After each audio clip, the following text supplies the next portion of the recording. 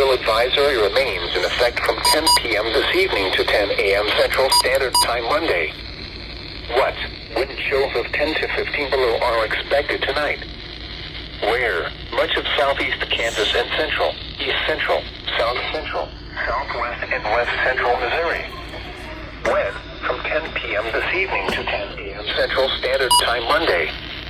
Additional details: the cold wind chills could result in hypothermia if precautions are not taken. A wind chill advisory means that cold air and the wind will combine to create low wind chills. Frostbite and hypothermia can occur if precautions are not taken. Make sure you wear a hat and gloves. The current time is 4:00.